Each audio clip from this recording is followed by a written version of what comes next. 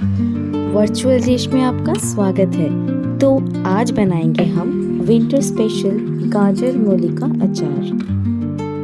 ये अगर आप घर पे ट्राई करें तो आप ना केवल ये आपके खाने के स्वाद को बढ़ाता है बल्कि सेहत के लिए भी बहुत फायदेमंद है। घर का बना अचार बहुत शुद्ध भी होता है और स्वाद में बाजार के अचार से कहीं अच्छा होता है। तो चलिए हम जानते हैं इसे कैसे बनाते हैं।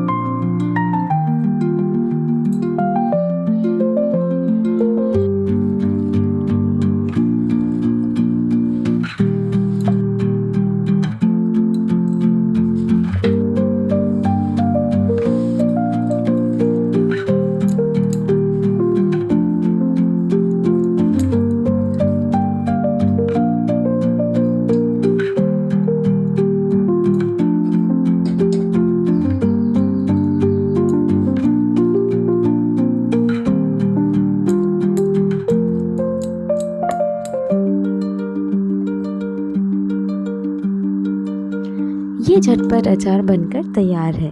तो आप भी बिल्कुल घर पे ट्राई करके बताइएगा कमेंट में। और सर्दियों में गाजर मूली के अचार को अपनी डाइट में शामिल करिए। इसको पराठे, रोटी या दाल चावल के साथ भी खा सकते हैं।